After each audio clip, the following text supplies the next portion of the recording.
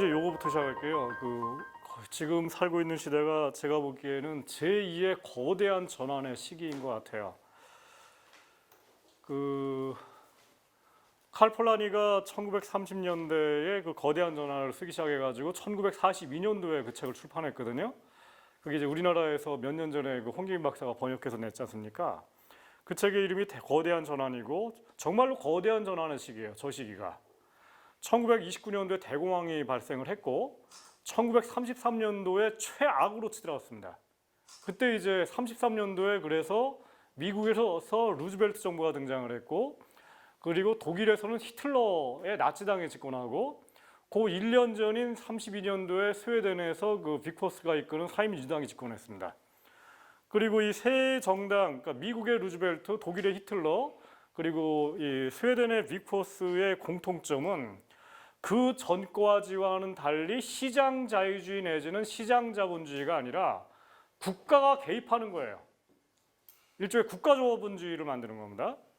그래서 이 새로운 그 경제 질서가 나타나는데, 이거는 시장은 작고 국가 내지는 사회에는 굉장히 커지는 그런 새로운 시대가 나타나는 겁니다. 그래서 뭐 더군다나 이제 이때 바로 옆에 스탈린의 소련이 있었죠. 소련은 뭐 다들 알다시피 시장 경제라는 건 존재하지가 않고 거의 뭐 국가가 그냥 모든 것을 다 결정하는, 그 프롤레타리아 독자라고 해요. 거기서 결정하는 그런 식이었고요. 그러니까 30년대, 40년대에 나타난 새로운 사회 질서가 시장은 작고 그리고 국가 내지는 사회는 굉장히 커지는 그런 시대였는데, 근데 지금 오늘날 지금 2008년도에 대불황이 터지면서, 그 대불황은 사실은 대공황에 가까운 그 사태가 2008년도 말에 그 미국에서 리먼 브라더스가 파산하면서 터진 건데, 다행히도 1930년대와는 달리 이 일종의 안전장치가 마련되어 있었어요. 뭐냐면은 가령 우리나라에도 있는 건데 예금보험공사라는 게 있어가지고 이 공적 자금을 즉시 투입했어요, 미국에서. 그 바람에 이제 리먼 브라더스만 무너졌지 다른 은행들이 많이 무너지진 않았습니다. 근데 1930년대에는 미국에 그런 제도가 없었고, 그래서 속수무책으로 은행들이 수천 개가 파산했어요, 미국에서. 독일도 마찬가지였고. 그러니까 말하자면 우리나라가 97년도에 겪은 그 외환금융위기 있죠.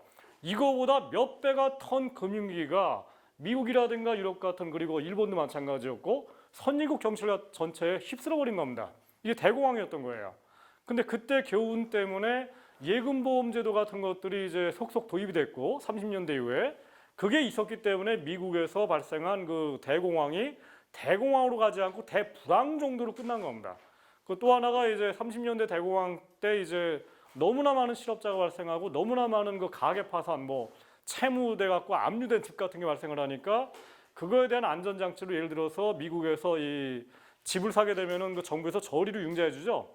페니메라든가 이런 단체가 있고, 우리나라에 그게 들어온 게 주택금융공사라는 건데, 그러니까 이런 그 이 주택을 압류당하지 않고 뭐 말하자면은 이 일반 가게도 살고 은행도 살 수 있는 이런 그 안전장치를 마련해 놓은 게 루즈벨트 정부인데, 이런 것이 있었기 때문에 그나마 미국에서 발생한 이 주택발 금융위기가 아주 그냥 파국적으로 가지 않고 그런 대로 그러니까 살아났고, 그러니까 결국은 이제 1930년대 대공황 때 만들어진 금융안전장치, 그리고 사회보장제도, 그러니까 사회적 안전장치, 이런 게 2008년도에는 존재했기 때문에 대공황이 아니라 대불황 정도로 빠졌는데, 문제는 이제 그렇게 되니까 여기서 딱 멈춰버리고 이게 더 이상 나가지 않는 거예요.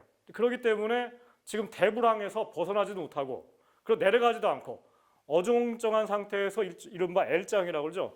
한번 내려가서 다시 올라와야 되는데 경기가 회복되지 않고 그냥 쭉 가는 거죠. 그리고 한국 경제가 지금 여기에 지금 말려 들어가서 이제 올해부터 대불황의 시기가 이제 본격적으로 등장을 하고 있고, 저는 뭐 올해만이 아니라 내년 대통령 선거 때 정도가 되면은 정말로 이제 저는 이 대불황이라는 것이 얼마나 그 사람들의 삶을 악화시킬 건지가 본격적인 정치 이슈가 될 거고, 내년 대통령 선거의 최대 이슈는 이 가계부채 문제, 그 대기업 지금 구조적 문제, 그리고 정부 부채 문제, 이런 그 경제의 그 이 대불황적인 요소들을 어떻게 제거할 것인지, 또 그게 뭐 경제적인 문제가 아니라 실제로는 이 5천만 국민 전체 중에 대부분의 삶이 악화돼 나갈 텐데, 이걸 어떻게 치유할 건지가 저는 최대의 현안이 될 거라 생각합니다. 그런 점에서 이제 30년대처럼 우리가 살고 있는 시대는 대전환의 시기가 지금 오고 있다는 거죠. 1930년대 시작된 그 대전환이 결국은 복지국가를 낳았고, 그게 50년대, 60년대, 70년대, 30년간 이 서양에 있는 사람들이 이른바 골든 에이지, 그러니까 황금 시대를 열었다고 얘기를 합니다. 이 시대는 역사상 처음으로 민주주의와 복지국가가 안정됐던 시기예요. 제가 민주주의라고 얘기를 하는 거는 유럽이라든가 미국 역사를 보세요. 유럽을 보게 되면은 1930년대 나치당이 집권하죠. 이태리에서는 무솔리니가 집권하죠. 근데 프랑스 경우에도 비시 정권이라고 친나치 정권이 집권했거든요. 뭐 이런 식으로 유럽 대륙에서 사실은 민주주의라는 것이 이 1920년대, 30년대에는 거의 없거나 아니면 불안정한 상태였던 거예요. 그 사실은 유럽 전체에 있어서 19세기 100년 동안 민주주의가 발전한다라는 거의 없다고 해도 과언이 아닙니다. 가령 영국은 입헌군주제죠. 빅토리아 여왕 체제였고, 지난 시간에 제가 얘기했지만은 1880년대까지만 하더라도 영국에서 우리로 치면은 재산이 10억 넘어가지 않은 사람들은 투표권이 없었고 피선거권도 없었습니다. 그래서 차티스트 운동이 일어났고, 그리고 영국에서 일반 서민들이 투표권과 그다음에 공직에 선출될 권리를 가지는 거는 1880년대, 90년대부터고, 그리고 독일도 역시 1800년대까지만 하더라도 선거권이 없었던 나라예요. 또 일반 진보 정당들은 아예 의회 진출할 권리도 없었던 나라고. 말하자면 한마디로 얘기해서 많은 사람이 착각을 하기를 자본주의 시장 경제가 나타나게 되면은 이 민주주의가 저절로 발전할 것처럼 얘기를 하는데, 그거 전부 다 헛소리입니다. 실제로는 자본주의가 가장 자본주의답게 발전했던, 말하자면 자본주의를 억제하는 메커니즘이 존재하지 않았던 19세기 100년간 내내 유럽의 정치제도는 대부분 다 입헌군주제로서 빅토리아 여왕이 독재는 아니지만은 이른바 이제 이 진보 정당은 아예 존재하지도 않는, 이른바 이제 부르주아 정당들만 존재하는 이런 체제이거나, 아니면 프랑스처럼 나폴레옹 2세, 3세, 아니면 뭐 이 부르봉 왕가들이 황제들이 계속 집권하는 체제가 프랑스 같은 경우 계속되거나, 독일 경우에도 비렐름 1세, 비렐름 2세, 비렐름 3세 같은 황제가 집권하거나, 오스트리아도 마찬가지였고요. 유럽 전역에 민주주의 공화국이 19세기에 존재한 적이 거의 없었어요. 이게 유럽이에요. 그리고 20세기 초반에도 마찬가지였고, 그리고 이런 황제들이 주도해갖고 1차 세계대전을 일으킨 겁니다. 그렇기 때문에 쇼비니즘이라고 얘기를 하는 거고, 우리가 알고 있는 서구의 민주주의라는 것은 1920년대에 이 1차 세계대전이 끝날 때쯤에 러시아에서 혁명이 터지고, 그것과 연관돼 가지고 유럽 전역에서 민주주의 혁명이 등장을 하면서 바이마르 공화국 같은 게 등장을 하고, 그러면서 비로소 시작이 된 거고, 그거조차도 굉장히 불안정하게 유지가 되다가 30년대 초반에 대공황 때문에 또다시 무너져 버린 겁니다. 그리고 유럽 전역이 나치에 의해서 지배당한 거예요. 이렇게 보게 되면은 사실은 우리가 알고 있는 서구 발전된 민주주의, 복지국가, 인권, 노동권, 복지권, 이 전체가 다 사실은 불과 얼마 안 된 얘기들이에요. 1945년도 이후 얘기들입니다, 전부 다. 우리나라는 지금 뭐 마치 서구는 뭐 100년 전, 200년 전부터 있다고 생각하는데 착각하지 마시기 바랍니다. 서구도 불과 80년, 70년밖에 안 된 얘기들이에요, 전부 다. 그런 점에서 우리가 좋게 얘기하자면은 우리가 쫓아가기에 그렇게 먼 게 아니라는 거예요. 쟤들도 그만큼 최신의 것들이니까. 근데 우리나라는 어떻게 보면 다행스럽게도 이 우리나라 남쪽을 지배한 게 이제 루즈벨트의 후속 대통령이었던 트루만 정권이 이끌고 있었던 미국의 메가더 사령부가 남한을 정부에 점령을 했고, 그리고 루즈벨트 정신이 우리나라의 건국 정신, 대한민국 헌법에 들어왔었어요. 우리나라 헌법 자체는 굉장히 좋았어요, 그 당시에. 거기 뭐 사회권, 뭐 노동권, 뭐 인권 이런 게 많이 들어갔었으니까. 문제는 이제 이승만 정부, 박정희 정부, 전두환 정부 이런 애들은 아니지만 대통령들이 헌법 정신을 지킨 적이 별로 없으니까, 그리고 그 헌법을 우리가 역사 속에서 쟁취한 게 아니기 때문에 우리는 항상 대한민국이라든가 대한민국 헌법에 대해서는 몰라도 되는 이런 체제였죠. 하지만 저는 이제부터는 우리나라가 이 정말로 위대한 나라를 만들어야 되고 위대한 민주주의 공화국을 만들어야 되고, 그거는 뭐 대한민국의 정통을 계속 이어가는 이런 뭔가 개선된, 질적으로 비약된 그야말로 진실된 민주주의 공화국을 만들어야 되는 거고, 이게 이제 이 서양에서는 1950년, 45년 이후에 시작돼가지고 70년대 말까지 대체로 한 35년에서 40년간 지속됐고, 이게 바로 유럽의 그리고 미국의 황금기였고, 이때 이제 미국과 영국 같은 경우에는 가령 미국의 자유주의 정당인 그 민주당 루즈벨트의 후계자, 그리고 미국의 공화당도요 가령 아이젠하워 대통령이 집권한 게 1950년, 51년 이 정도인데, 뭐 우리나라 전쟁 벌일 때 그때 아이젠하워 대통령이 됐는데, 아이젠하워 정부도 이 루즈벨트가 만든 복지국가를 그대로 거의 계승을 다 합니다. 그리고 이 체제가 사실은 닉슨 대통령까지 가요. 닉슨도 공화당이었거든요. 미국의 공화당이 지금처럼 완전한 신자유주의 정당이 된 건 레이건 때부터예요. 그러면은 지금 미국에 트럼프가 등장하고 있죠. 트럼프가 주장하는 거 여러분들 다 아시겠지만은 샌더스가 주장하는 거랑 트럼프가 주장하는 게 굉장히 겹치는 거 맞는 거 아시죠? 일단 부자 증세하자라는 거를 샌더스도 얘기를 하고 있고 트럼프도 얘기를 하고 있고, 월가 규제하자는 것도 얘기를 하고 있고, 근데 샌더스와 트럼프가 공통적으로 뭐 자유무역 협정 FTA라든가 TPP 같은 그런 이 자유무역 협정 같은 거 둘 다 반대하고 있고, 이런 점에서는 그 샌더스나 이 트럼프나 똑같은데, 다만 다른 거는 이제 이 트럼프는 인종주의자고 기독교주의자고, 그렇기 때문에 비기독교인들, 이슬람 교도들, 뭐 불교도, 이 사람들은 아예 그냥 추방시키거나 아니면 내쫓자고 얘기를 하고 있고, 더군다나 뭐 유색인종들, 뭐 흑인들이라든가 아시아 사람들이라든가 아니면 멕시칸 사람들, 이 사람들도 뭔가 인종적 차별하는 이런 이데올로기를 가졌는데, 이게 바로 사실은 지난 시간에 얘기했던 것처럼 바로 히틀러의 나치, 그 다음에 이태리 파시즘과 똑같은 사상이라는 겁니다. 왜냐하면 이태리의 파시즘, 독일의 나치즘 전부 다 이 유태인들을 탄압했던 것처럼 금융 자본에 대해서는 규제하고 부자들한테 증세도 했고, 그리고 그런 과정에서 산업 자본을 키우고, 그러면서 동시에 이제 이 뭔가 기독교라든가 아니면 아리안족이 아닌 인간들은 차별하고 아예 죽여버리는 이런 그 이 나치즘과 비슷한 그런 거였다는 거죠. 아무튼간에 그 미국은 이제 이 기간 중에는 그렇지가 않고, 미국의 민주당이나 아니면 영국의 노동당 같은 진보적인 정당이거나 아니면 미국의 공화당 내지는 영국의 그 보수당 같은 보수적인 정당들조차도 전쟁 이후에 복지국가를 해야 되고 민주주의 공화국을 해야 된다는 것에 대해서는 합의가 이루어지는, 이거를 전후 합의체제라고 얘기를 합니다. 물론 이제 뭐 다 아시는 것처럼 미국 경우에 민주당, 영국 경우에 노동당, 독일도 마찬가지죠. 독일의 사회민주당은 복지를 더 많이 하고 민주주의도 더 많이 하는, 인권과 노동권, 사회복지권을 더 많이 하는 이런 거였고, 거기에 비해서 독일의 기민당이나 영국 노동당, 영국 보수당이나 미국 공화당은 이거를 좀 어쩔 수 없이 하긴 하지만은 하기 싫은, 뭐 이런 식으로 이제 끌려다니는 이런 체제였던 거예요. 그리고 또한 이 시기는 사회주의의 황금 시대였죠. 소련의 전성기였죠. 러시아는 유럽의 후발국이었고 주변국 국가였고, 항상 그냥 뭐 나라는 크지만 인구도 많고 그러지만은 뭔가 후진국이었는데, 저 시기에 2차 세계전 중에 러시아가 미국과 맞짱을 뜰 정도로 세계 최강대국이 된 거 아닙니까? 그와 동시에 미국만이 아니라 이제 가령 중국의 모택동이 혁명에서 승리했죠. 세계 최대 인구가 이제 이 사회주의가 돼버렸고, 그다음에 여러분들이 아시는 것처럼 이 인도도 역시 이제 이 인도가 이제 영국으로부터 해방되는 과정에서 마하트마 간디만이 아니라 이 간디의 그 딸, 이런 사람들과 연관돼 갖고, 이게 이제 아시는 것처럼 인도는 그 지난 한 10년 전까지만 하더라도 폐쇄 경제였고 계획 경제였고 소련과 경제를 많이 교류하는 그런 나라였어요.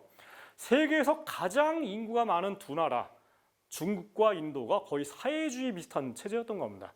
그리고 뭐 알다시피 뭐 북한, 그다음에 동남아시아, 뭐 베트남, 이쪽에 차례차례 쭉 넘어갔고, 그다음에 이 기간이 뭐 민족해방운동, 뭐 체게바라, 쿠바, 그다음에 뭐 아프리카 전역에서 민족해방운동이 일어나고, 알제리 아시겠지만 뭐 저희 대학 다닐 때 알제리의 민족해방운동, 뭐 이런 것들 그냥 하나하나 넘어가고, 그러니까 이런 식으로 50년대부터 시작해갖고 70년대 말에 이르는 기간은 전 세계적으로 전 세계가 이러다가는 정말 거의 모조리 다 공산화되는 거 아니냐라는 걱정을 미국이 항상 할 정도로, 그래서 뭔가 그냥 공산화될 때 지점이 보이면은 미군을 투입해서 그냥 그걸 무력으로 저지해버리는 이런 시대였던 거죠. 그야말로 냉전 시기였던 겁니다. 그리고 이 시기는 동시에 국가자본주의 전성기였어요. 시장자본주의가 아니라 국가자본주의. 그게 프랑스랑 핀란드. 지난 시간에 얘기했죠. 프랑스 같은 경우에 드골이 집권해가지고 경제개발 4개년 계획을 했고 그 경제개발 4개년 계획 체제가 무려 1980년대까지였습니다. 그 기간 동안에 프랑스의 드골 그리고 드골 후계자들이 한 정책들 그리고 경제 체제를 보게 되면은 한국의 박정희랑 굉장히 유사합니다.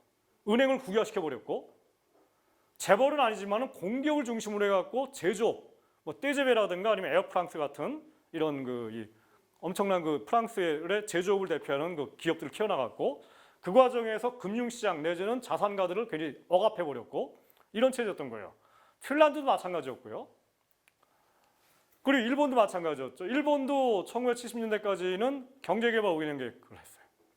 우리랑 똑같은 건 아니지만은 박정희가 모델로 했던 그 일본이 우리보다 앞서서 여러 가지 이 5개년 계획 같은 것을 했다는 겁니다. 그리고 아시아의 4마리 용이라고 하죠. 한국, 대만, 싱가포르, 홍콩. 이 중에서 홍콩과 싱가포르는 이제 사실은 나라가 아니죠. 뭐 조그만 도시이고 더군다나 이 나라들은 홍콩은 나라가 아니지 않습니까? 뭐 영국의 식민지로 출발했고 그다음에 이제 모택동이 집권한 이후에 식민지는 아니지만은 뭔가 자치구역으로서 중국 영토에 들어가지 않았기 때문에 홍콩이라는 나라는 정말로 자유무역에 의해서 발전했는데 왜냐하면은 영국이라든가 유럽이라든가 미국 그 기업들이 아시아에 진출할 때 영어가 되고 영국법이 통용되는 나라가 유일하게 영국이니까 홍콩이니까 홍콩에 진출했고 그러다 보니까 이제 외국 그 기업들이 많이 들어오니까 아무래도 그 경제 성장이 빠르죠. 그래서 저기는 소득세율도 굉장히 낮고 법인세도 뭐 세계에서 제일 낮을 정도로. 우리나라 이제 우파들이 주로 홍콩이나 싱가포르 모델을 하는데 저건 모방할 수 없는 모델이에요. 왜냐하면 저거는 식민지로 출발한 나라들이거든요. 지금도 뭐 거의 절반은 선진국의 그냥 그 아시아 지역으로 진출하는 일종의 허브 기능을 하면서 사는 나라고 그러니까 이제 인구가 뭐 진짜 얼마 안 되죠. 몇백만밖에 안 되는데 우리는 저 나라들의 인구 한 10배가 정도로 되는 나라인데 저 나라들 뭐 쫓아가다가는 우리는 다 망할 그런 나라들이죠. 아무튼 이 나라들의 공통점이 프랑스, 핀란드, 일본, 한국, 그다음에 지난 시간에 했지만 오스트리아 같은 나라들, 유럽에 이런 나라들이 국가가 주도하는 시장이 주도하는 것이 아니라 국가가 주도하는 이 자본주의적 발전을 해나갑니다. 전후에. 그런데 이제 우리나라는 불행하게도 이른바 민주주의 세력이 집권해가지고 이거를 다 때려 부시죠. 그냥 국가 자본주의는 개발 독재고 나쁜 거고 이렇게 얘기를 하면서 김대중 노무현 정부 때 국가 주도 경제보다는 시장 주도 경제가 훨씬 더 민주주의에 올바르다 해가지고 이른바 이제 민주주의와 시장 경제 병행 발전이라는 태제를 김대중 정부 최장식 교수 같은 분들이 발표를 했고 그러면서 민주주의를 하면서 동시에 시장 주도 경제를 만들었죠. 근데 시장 주도라는 게 뭡니까? 역사적으로 그거는 저 세계사적으로 시장 자유주의를 의미하고 그거를 오늘날 신자유주의라고 얘기하는 겁니다. 신자유주의적 경제를 하면서 동시에 민주주의를 한다? 앞뒤가 안 맞는 거예요. 신자유주의를 하게 되면 어느 나라 어느 체제나 빈부격차가 늘어나고 그리고 경제가 성장하지 않는다는 게 뭐 모든 경제는 아니지만 세계 역사 속에 다 나오는 거고 더군다나 제가 아까 얘기한 것처럼 1930년대 대공황이 바로 시장 자유주의 때문에 발생한 거거든요.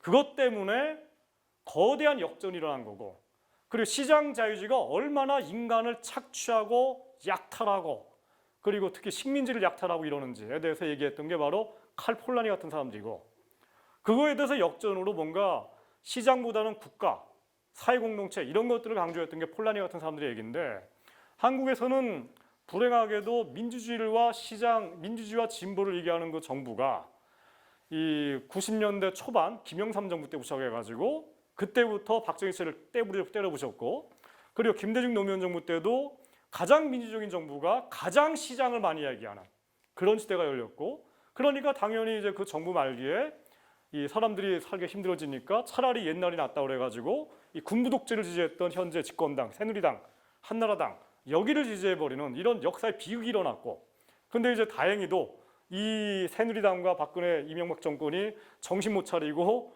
여전히 시장 자유로 나가는 바람에 지금 양파가 더 심해졌고 그러니까 이제 이 국민들이 또 지쳐가지고 이번 4월 총선에 다시 또 뒤집으려고 하는 건데 이제 또 한 번 더 뒤집어야 되는 거죠. 우리는 거대한 전환을 이제부터 시작하는 거니까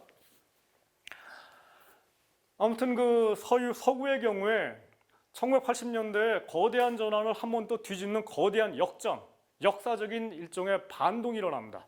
그걸 주도한 게 바로 레이건, 그리고 영국의 대처, 이 사람들이고, 이 사람들은 뭐 명백하게 그 사람들 일대기도 나오지만은 그 미국의 그 밀턴 프리드만, 그 다음에 뭐 이 하이에크 같은 사람들, 이 사람들은 본인들을 자랑스러운 자유주의라고 얘기를 하고, 아담 스미스와 존 로크의 후계자라고 얘기를 하고, 더군다나 이거를 현대판으로 만들었다는 의미에서 자랑스럽게 나는 네오리버럴, 신자유주의라고 얘기하는 사람들이에요.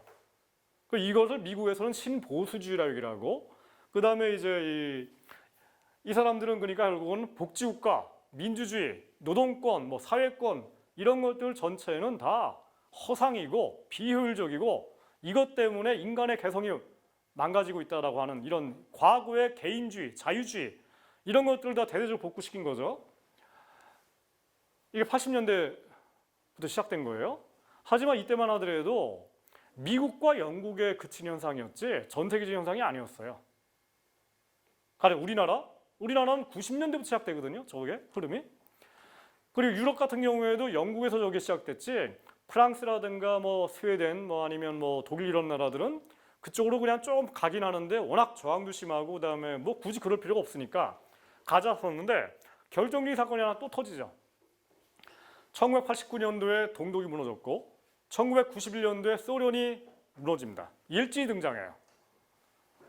그러면서 이제 이 뭔가 50년대부터 70년대에 이르도록 만들었던 그 체제 중에 한 축이 또 무너져 버린 거예요. 그러면서 이제 거대한 이제 변동이 일어나는 게 예를 들어 가지고 영국의 토니 블레어, 영국 노동당이에요. 독일의 슈레더, 사회민주당입니다. 이 양자가 다 뭐라 얘기를 하냐면은 이 사회민주주의보다는 더 자유주의적인 얘기를 하고 그러면서 나오는 게 이제 뭐 복지국가를 현대화시켜야 된다. 아니면 내지는 복지국가를 보다 더 중산층 친화적으로 만들어야 된다. 이런 얘기를 하면서 안소니 기든스가 얘기한 제3의 길 노선이라고 그러죠. 제3의 길 노선을 얘기를 해요. 그러니까 제3의 길 노선이라는 건 결국은 핵심은 뭐냐? 첫 번째는 복지 예산을 늘리지 않고 복지를 하겠다는 겁니다. 그렇기 때문에 생산적 복지라는 말을 처음 쓰죠. 이 얘기를 또 그대로 들여와가지고 김대중 노무현 정부가 생산적 복지라는 말을 쓰죠.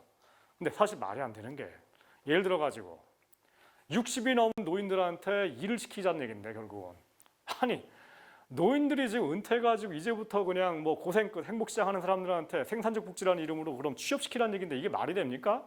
말도 안 되는 얘기라는 거예요.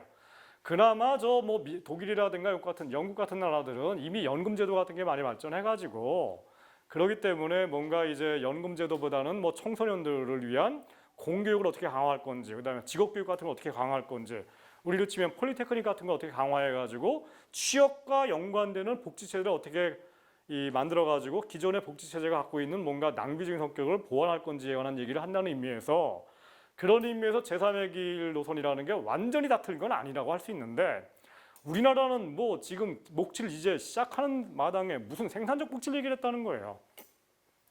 아무튼 이렇게 해가지고 이제 이 이른바 90년대부터 등장한 그 영국의 신노동당 그리고 독일의 사회민주당 그리고 미국의 민주당이 이제 미국의 민주당의 누구였습니까? 클린턴 정부였던 거예요, 그게.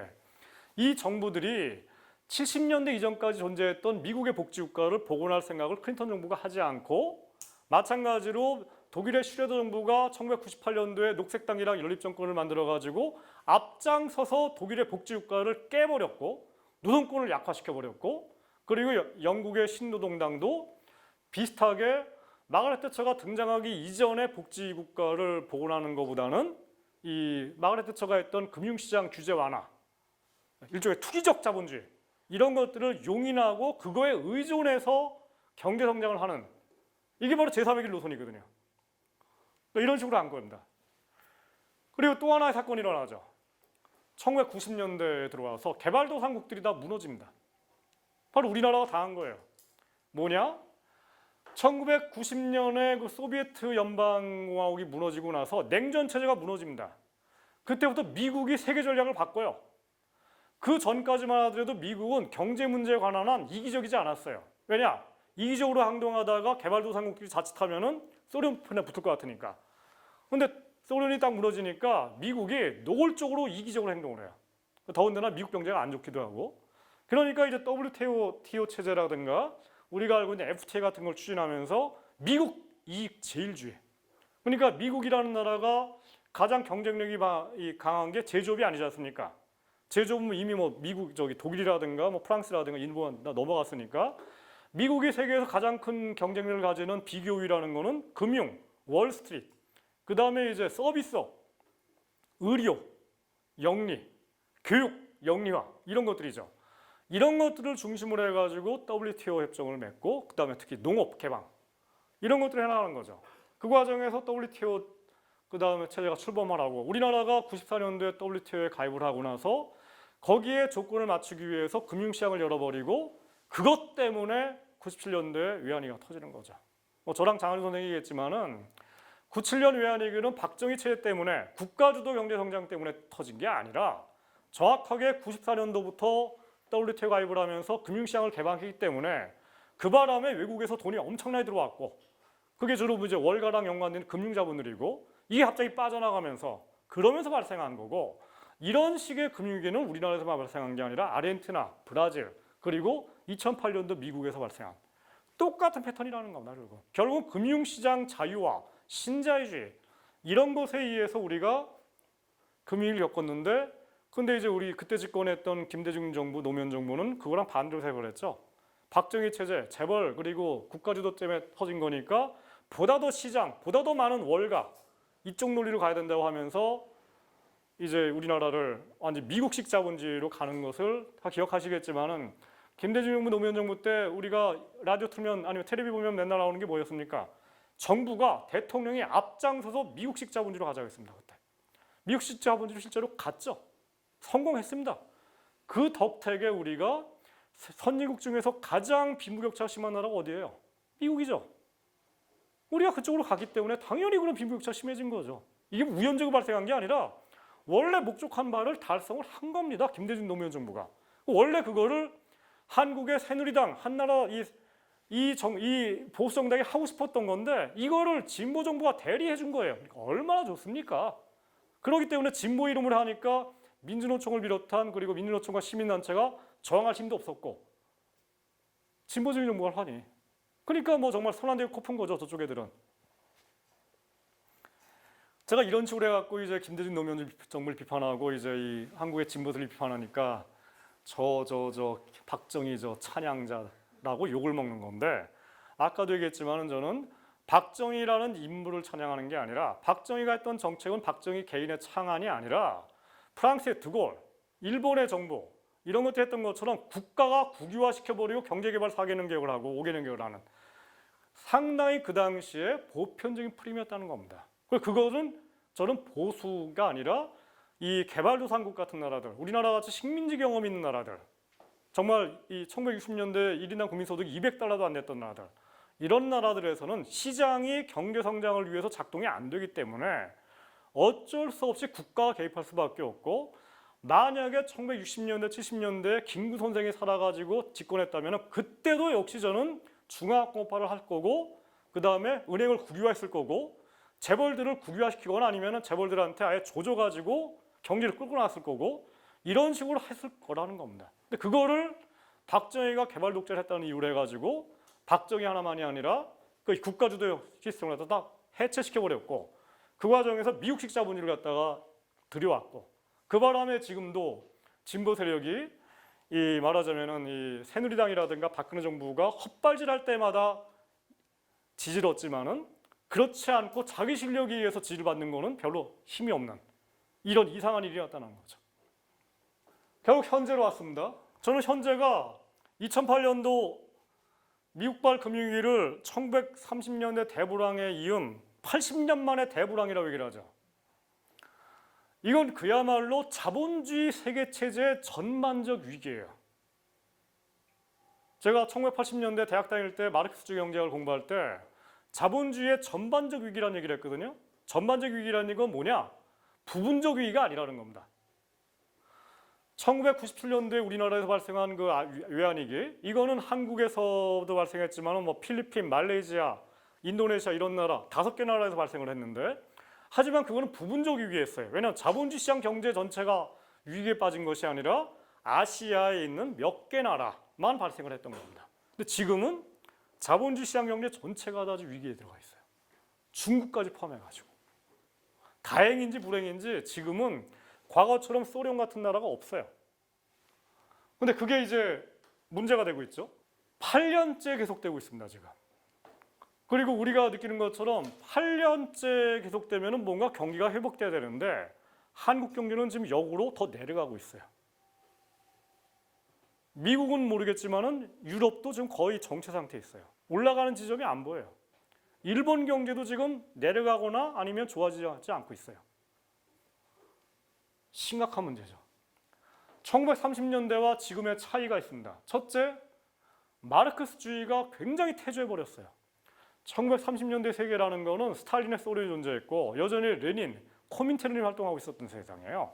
호지명, 모택동이 활동하고 있었고 북한 같은 경우에 이제 가령 김일성이 활동하고 있었던 그런 시기예요. 공산주의 운동의 최절정이었습니다, 그 당시에. 지금은 사회주의라든가 공산주의 운동이 완전히 퇴조해버렸어요. 여전히 뭐 그런 얘기하는 사람들 뭐 그냥 다 바보 취급받고 있죠. 결정적으로 1990년대에 소련이 무너진 게 그 역할을 하고 있는 겁니다. 두 번째, 국가를 반대하는 사조가 지금 서방 세계에 만연하고 있어요. 언제 시작됐습니까? 68운동. 1968년도에 그 이 미국의 버클리 대학, 뭐 독일의 베를린 대학 제가 공부했던, 그다음에 프랑스의 소르본느 대학을 중심으로 해가지고 68운동이라는 게 나타나고 이게 우리나라에 지금 들어와 있는 게 바로 뭐 이진경을 비롯한 포스트 모던 철학자들, 들레즈 이런 사람들. 그러니까 이게 바로 우리나라의 이제 녹색당 내지는 노동당 이쪽에서 활동하는 지식인들의 대부분이 이 포스트 모던 사조에 지금 들어가 있어요. 근데 이 포스트 모던 사조는 핵심적인 것이 결국은 아나키즘입니다.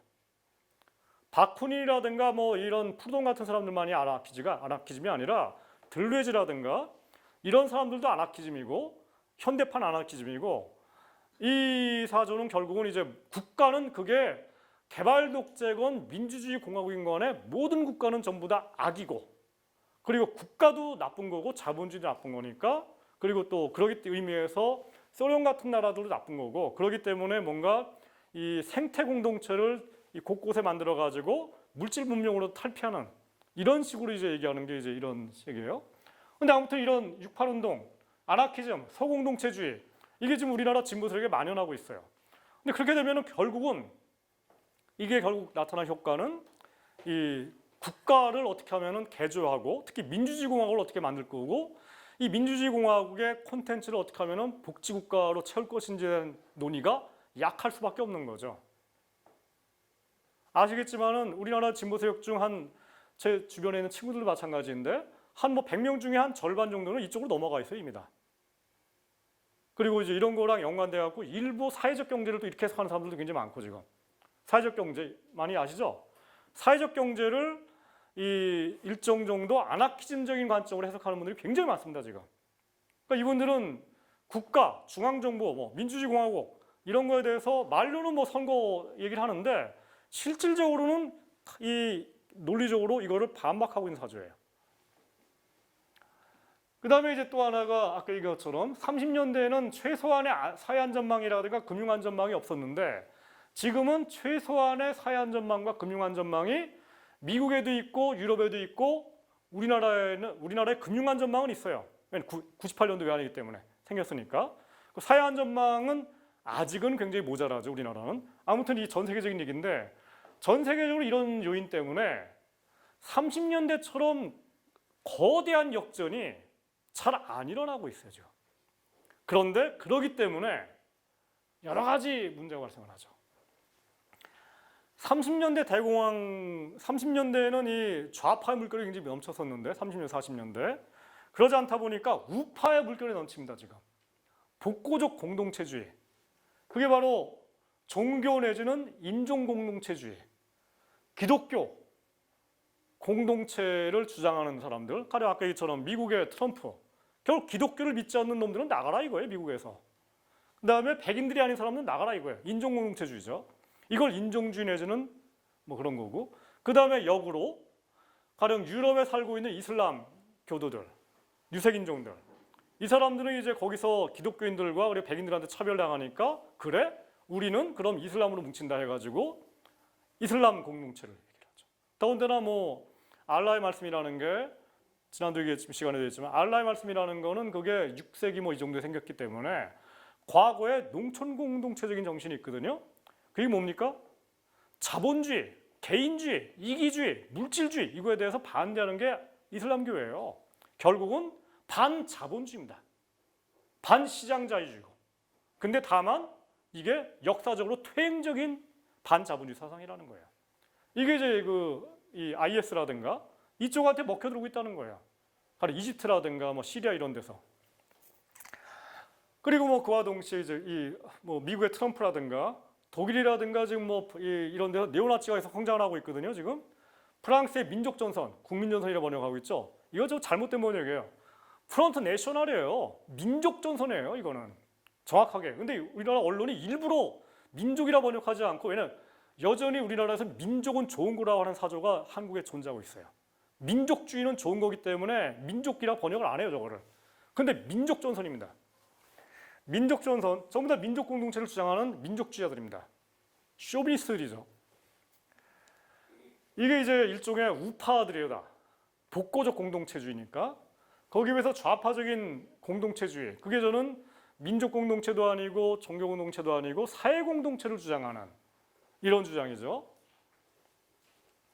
이게 이제 저는 그리스의 시리자, 물론 이제 지금 많이 왜곡됐죠. 뭐 더 중요한 게 미국의 샌더스. 미국의 샌더스가 주장하는 게 뭐 기독교인들만 모여라, 백인들만 모여라 이러는 게 아니지 않습니까? 미국에 살고 있는 모든 없는 사람들은 모여서 하나의 이 위대한 아메리카, 위대한 사회를 만들자는 거거든요. 이런 의미에서 사회 공동체를 주장하는 거고 미국의 연방공화국이 진정한 민주주의 공화국, 미국의 건국 정신을 제대로 살리자는 거예요. 저는 샌더스가 얘기하는 것이 오늘날 민주주의와 그리고 사회 공동체 정신에 가장 부합되는 정신이라고 생각합니다. 우리나라도 많이 소개가 되고 있고 저는 어떻게 하면 앞으로 샌더스의 정신을 우리가 좀 올라타가지고, 우리나라 워낙 미국 조류에 민감한 나라이기 때문에 그만큼 친미적인 나라이기 때문에 샌더스가 앞으로 잘 나가기만 하면 저는 우리나라의 진보 세력이 굉장히 잘 나갈 수 있는 코끼리가 돼가고 코끼리 등에만 타도 저는 그냥 꼬리만 잡고 가도 그냥 되지 않겠나 생각이 들거든요. 물론 이제 이렇게 생각하면 안 되겠지만은 뭐 영국의 코빈 같은 사람들, 영국의 코빈이 뭐 우리나라 언론에서 뭐 극좌파로 얘기를 하는데 영국의 코빈이 얘기하는 게 다른 게 아니라 1940년대, 50년대 스웨덴의 사회민주당이 했던 것 정도를 하자는 거예요. 근데 이거를 우리나라에서 극좌파로 얘기를 하고 있어요. 그럼 저도 극좌파고 여기 있는 사람 다 극좌파들이에요. 말이 되는 얘기입니까 이게? 코빈이 극좌파면 미국의 샌더스 극좌파죠. 결국은 이 전체 방향이 뭡니까? 거대한 전환의 방향, 결국은 개인주의를 반대하는 거예요. 공통점이. 독일의 나치, 미국의 트럼프, 프랑스의 민족전선. 뭘 강조합니까? 기독교, 인종공동체, 공동체주의예요. 다릅니다.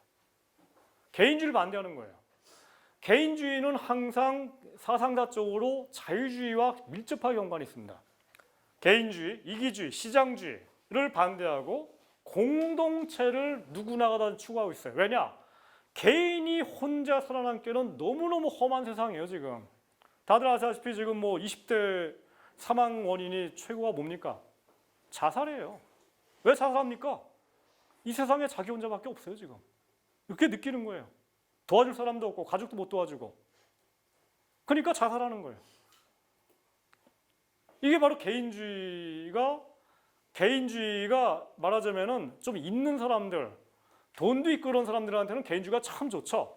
근데 돈도 없고 학비도 없고 그다음에 부모도 없고 이런 사람은 개인주의라는 거는 완전히 파멸의 길이에요.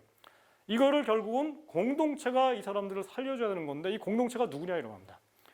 IS 테러리스트들은 바로 이슬람 공동체도 자기가 의지할 때를 찾는 거고 기독교인들은 기독교 교회 가서 지금 그걸 찾고 있는 거고 우리나라 지금 큰 교회들.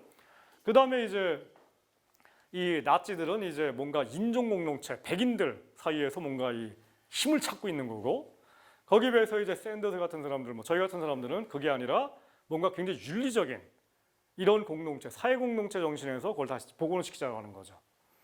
여기에도 이제 크게 봐서 두 가지 방향이 있습니다. 하나는 여기까지는 맞는데 샌더스 같은 경우에는 사회 공동체를 크게 만들어야 되고 그러기 위해서도 국가를 크게 만들어야 된다고 합니다. 월가를 규제해야 되고 부자당 증세해가지고 재정도 크게 하는 이게 이제 경제학적으로는 큰 국가예요.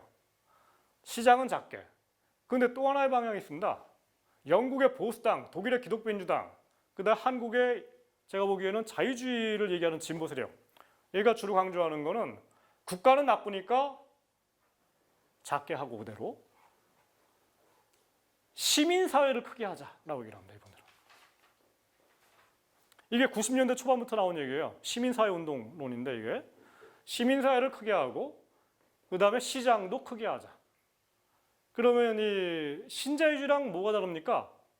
신자유주의는 국가는 작게 하고 시장은 크게 하고 시민사회도 작게 하자는 게 원래 신자유주의거든요. 여기랑 다른 거는 오로지 여기 시민사회를 좀 크게 하자라는 것밖에 없어요. 근데 이거를 요즘에 영국 보수당이라고 있죠. 영국 보수당의 캐머런 총리가 2008년도 위기가 터졌을 때 2008년도 위기가 터졌을 때 영국 노동당이 집권했거든요. 그 이후에 영국 보수당이 집권하는데 선거해가지고 이 사람들이 이제 자기들이 생각하기에도 옛날 신자유주의를 얘기하는 건 쪽팔리지 않습니까? 그러니까 말을 바꿔요.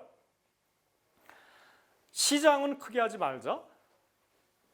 시장이 큰 시장이 문제가 아니라 국가를 다시 옛날처럼 복지국가를 부활시키는 거는 이제 이 보수당으로서는 용납이 안 되니까 그 대신에 얘기하는 게 이른바 시민사회를 크게 하자는 얘기를 합니다. 그러면서 나오는 게 이 영국 보수당이 주도해가지고 사회적 경제론이에요. 사회적 경제론은 건 뭐냐? 결국은 국가가 복지 예산을 만들어가지고 뭐 여러 가지 복지 정책 같은 거 만드는 거는 나의 철학과 어긋나니까 세금도 많이 걷기 싫으니까 그런 거 하지 말고 너희들끼리 모여가지고 너희들끼리 상부상조해라 이거예요. 이게 사회적 경제론이에요. 근데 우리나라의 사회적 경제론에 이게 지금 상당히 많이 들어와 있습니다, 지금. 그러니까 제 생각에는 뭐 제가 약간 쓴소리를 하자면은 지금 이 얘기를 이런 비슷한 얘기를 가장 많이 지금 그 실천하시는 분이 제가 보기에는 박원순 시장인 것 같아요. 박원순 시장이 물론 이제 여러 가지 예산 풀고 하는데 서울시 예산을 풀기 때문에 서울시도 일종의 국가이기 때문에 국가가 예산을 풀어가지고 사회적 경제를 키우긴 하는데 결국은 궁극적으로 시민사회가 알아서 그냥 뭔가 상부상조하라는 거거든요. 근데 다들 아시는 것처럼 이렇게 될 경우에 이런 식의 사회적 경제 운동은 중산층 이하로 내려갈 수가 없습니다. 돈 없는 사람들은 사회적 경제에 참가할 조합비 낼 돈도 없고 아시죠? 시간도 없어요. 결국은 또 다른 형태의 시민운동 내지는 중산층 운동으로 머무르는 거예요. 근데 우리가 지금 직면한 현실은 다들 아시는 것처럼 우리나라에서 진보 세력을 지지하지 않는 그런 사람들이 있죠. 가난한 사람들. 진보 지지하지 않아요. 민주당 지지 안 해요. 정의당 안 찍어요. 왜냐? 해주는 게 없으니까. 제가 보기엔 그분들이 비합리적으로 생각하는 게 아니라는 겁니다. 그분들은 합리적인 판단을 하는 거예요. 그러니까 저는 그렇다고 해가지고 사회적 경제론을 반대하지는 않습니다. 사회적 경제를 해야 되죠. 협동조합 만들어야 되죠. 그런데 없는 사람들은 그거를 만들 돈이 없기 때문에 정부가, 중앙정부가 그리고 서울시가, 경기도가 복지국가 예산을 만들어갖고 돈을 쏟아 부어야죠. 하지만 다만 이거를 실제로 운영하는 것은 관료들이 아니라 협동조합 내지는 사회적 경제로 스스로 조직화된 이 없는 사람들이 운영을 해야 되는 거죠. 가령 의료생협을 만들고 주택협동조합 같은 걸 만들고 근데 그거를 만들 때 거기에 들어가 엄청나게 돈이 들어가는데 이거 중에 상당 부분을 서울시라든가 은평구라든가 아니면 중앙정부가 예산을 대주거나 아니면 저리융자를 해주는 이런 식의 모델로 가야 되는 게 옳다고 생각하는 겁니다. 근데 이렇게 하기 위해서도 서울시가 지금 뭐 예산 줄이는 거 가지고 맨날 그냥 자기 자찬을 하고 있는데 그런 것보다는 지금 같은 이 불황기에는 예산을 늘려가지고 적자가 나더라도 예산을 좀 팍팍 쓰는 이런 식으로 하는 게 저는 옳다고 생각하는 거예요. 그 얘기 결국은 서울시라든가 중앙정부가 예산을 확확 늘려야 되는 거고 그러기 위해서는 필요하다면은 부자 증세를 많이 해야 되는 거고 법인세도 올려야 되는 거고 그리고 안 되면 또 4대 보험료도 일정 정도 적어야 되는 거고 이거는 결국은 이 경제적으로는 큰 국가여야 되는 거죠. 큰 국가와 커다란 사회 내지는 커다란 시민사회가 같이 가야 된다는 겁니다. 그런 의미에서 우리나라의 지금 이 자유주의적 진보를 얘기하는 분들은 그 자체로서 틀린 건 아니지만은 한계에 직면하고 있다는 건 저는 명백한 것 같습니다. 지금 저는 여하튼 여기는 제2의 거대한 전환이 필요하다는 거고요. 우리가 추구하는 바는 저는 결국은 좋은 삶이라고 생각합니다. 여태까지 얘기한 건 무슨 국가 시스템 이런 얘기를 했는데 이거를 여기 있는 계신 분들 한 분 한 분들 하나하나 얘기를 하고 그다음에 제가 동네에서 마주치는 그 아줌마들 그다음에 그분들의 자식들, 남편들 이분들하고 얘기해 보면 이분들은 사실 소박하죠. 나라가 어떻고 이런 거 이분들 잘 모르고 관심도 없어요. 아는 것도 없고 그러니까 이분들은 그냥 나는 내 인생이 행복하고 그랬으면 좋겠다는 겁니다. 이게 쉽지 않다는 거 아니에요, 결국은. 결국은 이제 저는 좋은 삶을 만드는 거가 이제 저는 우리의 비전이라고 생각합니다. 우리나라는 그게 아니라 지금 조선이죠. 헬이에요, 헬조선. 헬이라는 게 영어로 지옥이지 않습니까? 거기다 왜 조선이란 말을 붙였냐? 100년 전 나라 같다는 거예요. 조선시대 같다는 거예요. 그게 다른 게 아니라 조선시대에는 신분이 세습화됐죠. 아버지가 양반이면 나도 양반이었어. 요즘이 똑같았다는 겁니다. 아버지가 변호사면 아들도 어떻게 해갖고 로스쿨 들어가서 변호사가 되고 그다음에 아버지가 의사면 어떻게 해갖고 하여튼 그 신분을 유지하는 이른바 세습화된 그 계급제도가 지금 부활하고 있어요. 이게 피케티가 비판한 거죠. 피케티가 그 21세기 자본론에서 얘기하는 게 유럽의 경우, 그다음 미국의 경우에도 19세기 자본주의라는 거는 세습화되는 계급적 자본주의였어요. 이 계급사회라는 게 타파된 게 1920년대부터고 본격적으로 타파된 거는 아까 얘기한 것처럼 1940년대, 50년대, 60년대 거대한 전환이 일어나고 복지국가가 되면서 그때 비로소 계급 내지는 세습화된 신분제도가 없어진 겁니다. 우리가 알고 있는 선진국이 바로 그런 사회였고 우리는 그걸 모델로 갔는데 알고 보니까 피케티 책에 나오는 것처럼 미국 그리고 유럽조차도 최근에 20, 30년 동안에 세습화된 계급제도가 부활했다는 거예요. 그럼 우리도 그걸 모방했죠. 당연히 그러면 세습화된 계급이 지금 다시 부활하고 있는 거죠. 이게 바로 우리가 살고 있는 세상이죠. 그러니까 저는 여기서 한 가지 고치고 싶은 게 저는 분명히 지옥인데 이 잘못 쓰이고 있는데 이거를 조선시대로 얘기를 하고 있어요. 잘못된 얘기예요. 조선시대라고 하는 거는 저 잘못된 얘기인데 마치 100년 전에 갑오경장이 있었던 우리나라 갑오경장에 의해서 우리나라에서 신분제도가 없어지죠. 말하자면은 누구나가 다 이 가령 공무원이 될 수가 있고 이런 게 다 만들어요. 원래 이제 갑오경장 이전은 우리나라는 경국대전이라는 헌법에 의해서 통치되던 나라였고 경국대전에 따르면은 춘향이는 이도령과 결혼할 수가 없죠. 왜냐? 신분이 다르니까. 근데 갑오경장에 의해서 이게 법적으로 없어진 거예요. 물론 이제 실질적인 차별이 있었지만은 아무튼 우리나라가 48년도 이후에 건국을 하고 나서 이런 계급 신분제도가 없어졌는데 지금 요즘에 와서 다시 이게 부활하고 있는데 제가 얘기하는 건 이제 요점은 뭐냐면은 이게 조선시대 계급제도가 부활된다는 의미에서 봉건제도가 아니라 이게 바로 피케티기처럼 바로 자본주의라는 겁니다. 헬조선이라는 용어를 만들어낸 그 지금 청년들이 잘못 착각하고 있다는 거예요. 이게 헬조선이 아니라 헬미국이에요. 한국에서 벌어지는 현상은 똑같이 미국에서 벌어지고 있어요. 이미 우리보다 앞서 벌어졌고. 그럼 이게 봉건적 현상입니까? 자본주의적 현상입니까? 자본주의적 현상이에요. 자본주의는 제가 여태까지 누누이 강조했지만 자본주의는 원래 계급사회예요. 원래 세습제도예요. 원래 상속세가 없어요. 상속세가 없다는 얘기는 부와 신분을 그대로 다 물려주는 게 원래 자본주의예요. 언제 상속세가 생겼습니까? 1920년대. 20년대라는 건 다른 게 아니라 유럽에서, 미국에서 사회주의, 사회민주주의, 공산주의 운동이 엄청나게 성장했던 때예요. 그 과정에서 상속세가 생겼고 그것 때문에 부의 상속이라는 게 부의 세습이 끊긴 겁니다. 근데 마치 우리나라에서는 자본주의를 비판하는 건 전부 다 나쁜 거고 오로지 봉건적 자본주의라는 것만 얘기를 해야 되는 것처럼 얘기를 해요. 재벌들 얘기를 할 때도 항상 재벌을 자본주의적 현상으로 얘기하지 않고 봉건제로 얘기를 해. 그게 뭡니까? 봉건제를 없애고 자본주의를 강화하면 마치 재벌 현상이 없다고 얘기를 해. 말도 안 되는 얘기죠. 헬조선은 자본주의입니다. 아시는 것처럼 우리나라 지금 OECD 통계에서 자살률 세계 최고, 실직률 세계 최고, 여성차별 세계 최고죠. 선진국 중에서 정말 안 좋은 나라예요. 근데 이 전체를 다 사람들이 뭔가 전근대적이다, 봉건제 대의라는데 이게 원래 자본주의가 19세기 때 이랬다는 겁니다. 그래서 내 인생이 지옥에서 탈출해야 되죠. 그래서 우리가 알고 있는 모든 그 2000년간의 지혜를 한번 모아보자 이거예요.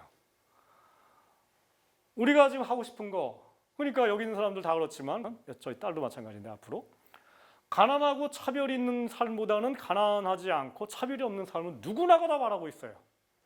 부모님들 다 그러고 그다음에 여기 있는 뭐 20, 30대 다 마찬가지고 이거를 평등이라고 보통 추상적으로 얘기를 하는 겁니다. 이거를 추구하는 게 복지국가라고 생각이 들어요. 그 다음에 이제 며칠 전에 손학규 양반이 또 정치 활동을 재개하면서 저녁 있는 삶 하면서 뭐 그랬더니 또 뭐 손학규 대통령 뭐 이런 얘기를 했다는데 저는 뭐 손학규 후보를 뭐 믿진 않지만은 저녁 있는 삶은 참 좋은 거였다고 생각합니다.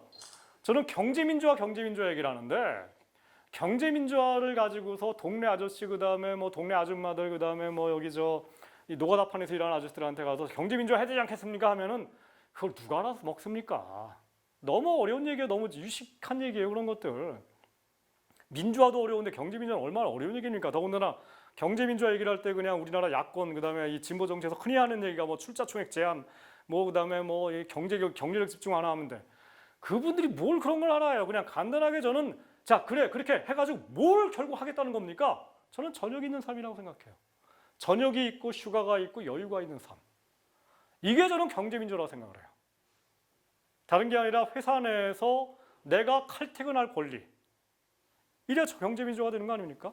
그렇게 되기 위해서는 회사 내에서 노동조합이 힘이 있어야 되는 거고 회사 이사회에 종업원 대표가 들어가야 되는 거고 이게 경제민주화예요. 이게 지난 시간에 얘기한 것처럼 1920년대에 독일의 사회민주당과 그다음에 유럽의 사회민주당들이 처음으로 얘기했던 경제민주화의 개념은 바로 이거예요. 회사 내에서 종업원들이 사장님하고 맞먹을 권리, 내가 퇴근하고 싶을 때 권리를 주장할 권리, 이게 바로 경제민주화예요. 이렇게 간단하게 이해하면은 이거 뭐 동네 아줌마들 다 이해할 겁니다. 아니 우리 남편이 퇴직할 권리야? 이게 경제민주화야? 너무너무 좋네요. 찍을게요. 이럴 거 아닙니까? 이렇게 얘기를 해야죠. 저는 비록 재벌개혁이 필요하다고 하지만은 재벌개혁 얘기는 너무나 먼 얘기고요. 여기 뭐 재벌그룹에 근무하는 사람들 몇 명 안 되고요. 재벌들이 뭐 갑질하고 뭐 이런다 하지만은 갑질 당하는 사람 그렇게 많지가 않아요. 직접 당하는 사람들. 신문에 크지만은 실제로 옆에 다 보세요. 갑질 당하는 사람 몇 명이나 되나. 그렇게 많지가 않아요. 피부로 와닿지가 않는다는 겁니다. 필요하지만은 그것만 떠드는 한은 저는 크게 운동을 못 만들어낸다는 겁니다. 그 다음에 세 번째라는 얘기 뭡니까? 여기 나와 있는 얘기가 저는 프랑스 대혁명의 슬로건이에요. 프랑스 대혁명이 얘기한 게 자유, 평등, 형제 내지는 그 박애에 대해서 얘기를 했죠. 프랑스어의 그 형제 박애라는 건 일본 애들이 잘못 번역을 한 건데 박애라는 건 이게 뭔가 자비롭게 그냥 자선사바는 건데 프레터나트라는 단어는 그게 아니라 형제라는 개념이에요. 프랑스의 2천만 동포 전체가 형제로서 뭉쳐가지고 서로 상부상조하자 이런 개념이거든요. 복지국가 정신에서 핵심이죠 바로 저게. 5천만 전체가 상부상조하는 공동체를 만들자. 이게 복지국가 아닙니까?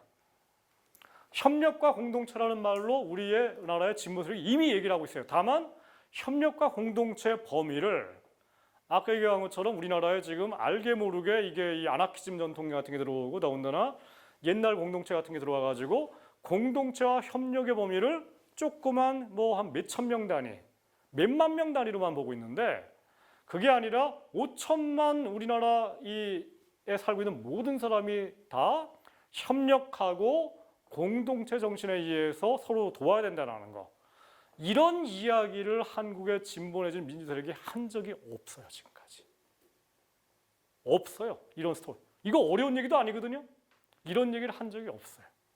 저는 여기 뭐 내만복 분들도 계시지만은 내만복이 복지국가 운동을 하는데 복지국가 운동에 대해서 여러 가지 저는 굉장히 좋은 얘기를 하는데 내만복에서 나오는 얘기가 굉장히 어렵습니다. 왜냐 정책 전문가의 운동이에요 이거는. 근데 그런 식의 얘기도 필요하지만 이거를 풀어가지고 동네에 정말 중학교밖에 안 나온 아주머니들 대학을 나왔지만 애 키우다 보니까 뭐 세상 돌아가는 거 모르고 뭐 복지재정이니 뭐 이런 것들 교육받을 수 없는 아줌마들 이분들에게 우리가 얘기하는 거는 5천만 전체가 지금 아주머니가 힘든 거를 도와줘야 되는 거죠. 그리고 아주머니가 나중에 돈 많이 벌면 또 세금 많이 내시는 게 맞는 거죠. 이런 식으로 간단한 메시지를 하는 거. 이게 바로 미국의 샌더스가 이렇게 하고 있어요. 샌더스가 얘기하는 동영상 보세요. 어디 어려운 얘기가 있습니까? 굉장히 단순한 메시지를 굉장히 중요한 가치 몇 개로 다 풀어내고 있어요.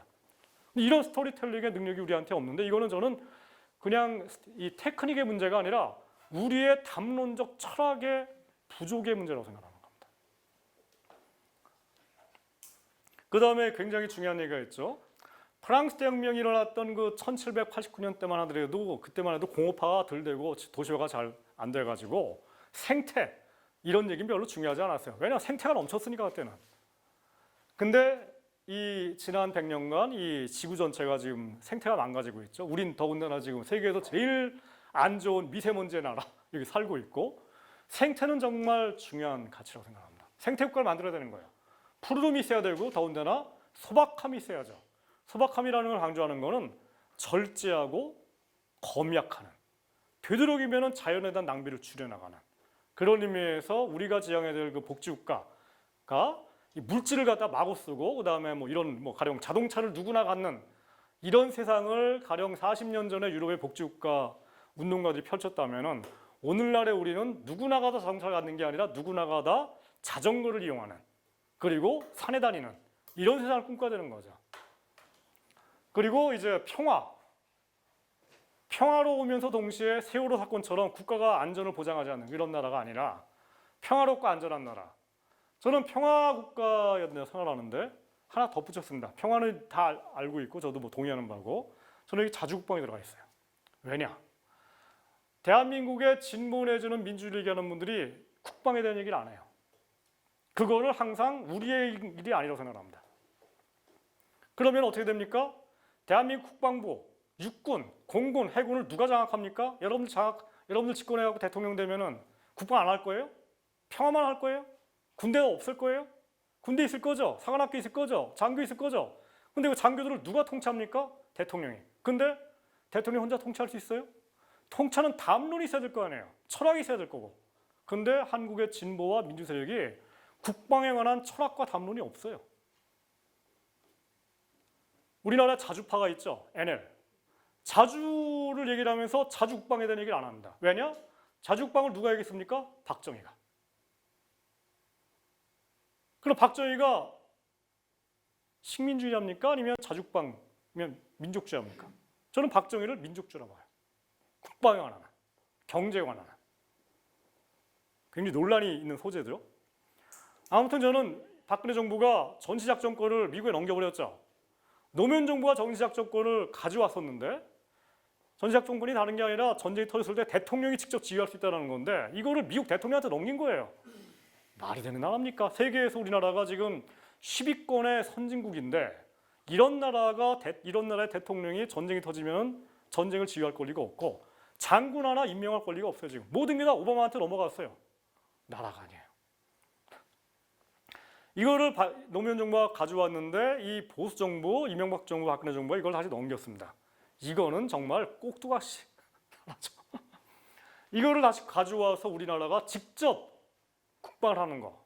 저는 이 가치가 우리나라 진보 쪽에 들어와야 된다고 생각합니다. 더군다나 지금 일본이 무장하고 있고 중국이 아시다시피 이 해군을 엄청나게 강화시키고 있는데 이런 마당에 이 한반도 남쪽에 있는 나라가 평화를 얘기를 하면서 그 평화를 유지할 수 있는 국방에 대한 얘기를 하지 않는다는 거는 저는 무책임하고 이거가 저는 이 진보 쪽이 이 일반적으로 국민들의 지지보다는 신뢰를 못 받는 신뢰라는 건 결국 신뢰라는 거의 영어 단어가 인테그러티예요. 인테그랄이라는 게 이제 통합적이라는 건데 앞뒤가 다른 말을 하는 사람은 믿을 수가 없죠. 그러니까 영어 그대로 앞뒤가 일관된 얘기를 해야지 그 사람이 신뢰가 있는 건데 우리나라 진보 세력은 앞뒤가 지금 안 맞는 겁니다. 지금.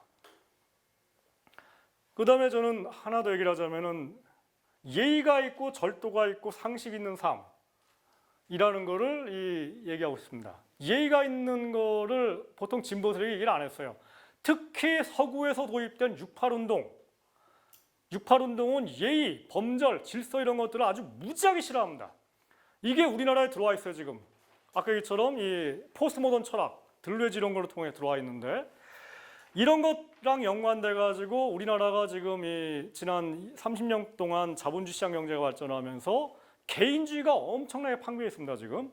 근데 개인주의가 이게 과도하게 되면은 예의를 안 지키죠.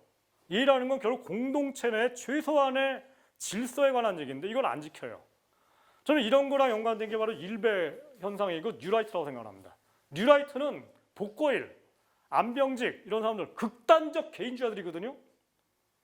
말로는 애국의 대색이라지만은 실질적으로는 엄청난 이기주의자들이고 개인주의고 이거를 더군다나 철학적으로 옹호하는 인간들이에요.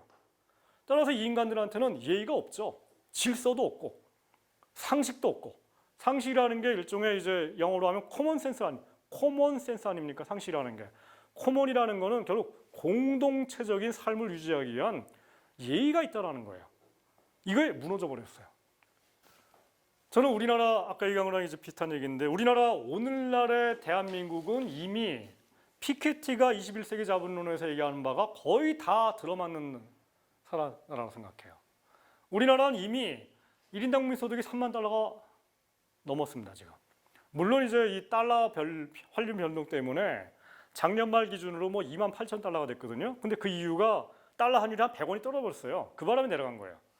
이게 이제 뭐 오르락내락 하던데 지금 뭐 변동하지 않는 걸로 치면은 3만 달러에 도달을 했는데 세계적으로 3만 달러 정도 되는 나라가 바로 유럽의 스페인 그리고 이태리 같은 나라들이에요. 그리고 이거를 화폐 가치가 아니라 PPP라고 하죠.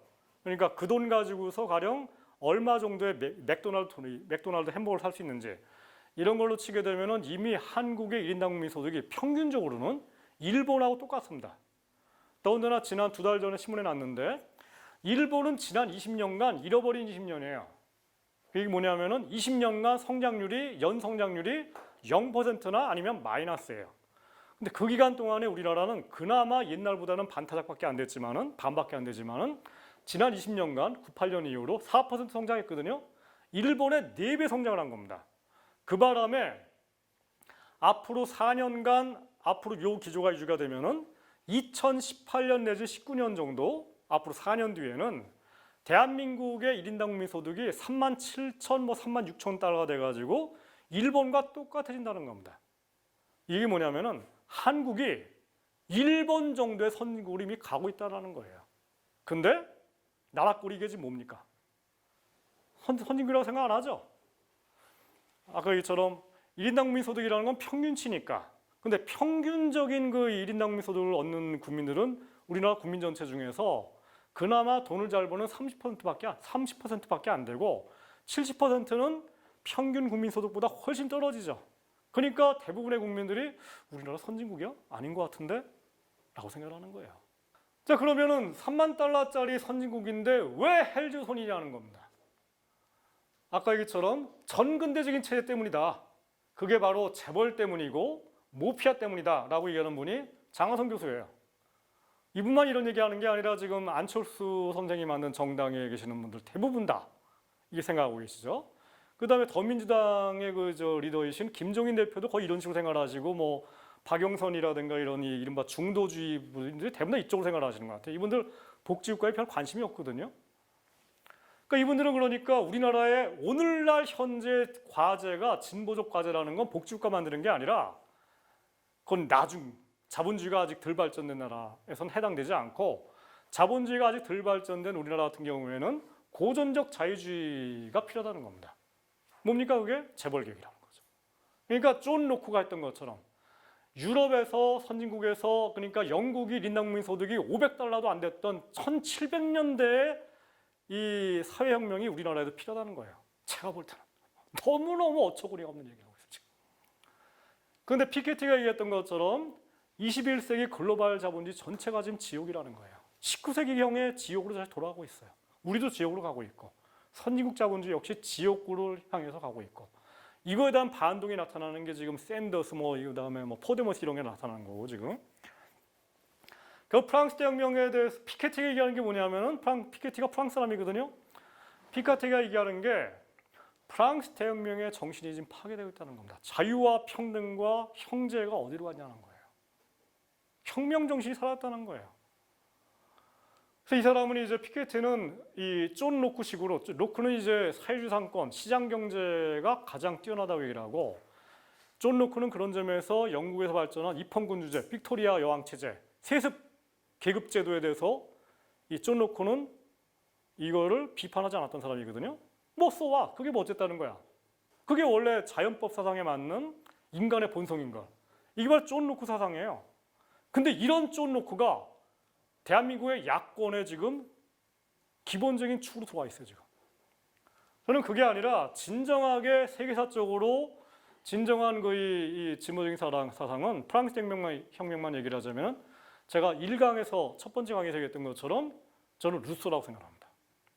루소의 사상이 바로 프랑스 혁명에 나타났던 자유와 평등과 형제를 일관되게 했던 거고 거기서 민주주의 공화국이라는 게 어떤 역할을 하는지가 나왔고 그리고 그거의 제자들이 바로 우리가 알고 있는 모든 이 사회랑 연결된 사상들 이런 거라 원조라는 거죠.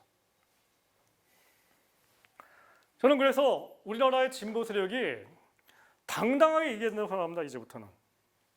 우리의 국가 비전, 프랑스 혁명의 정신, 자유와 평등과 형제라는 것을 저는 얘기해야 된다고 생각합니다. 그러니까 장자크 루소, 프랑스 혁명을 통해서 프랑스의 일반 보통 사람들이 운명을 바꿨죠.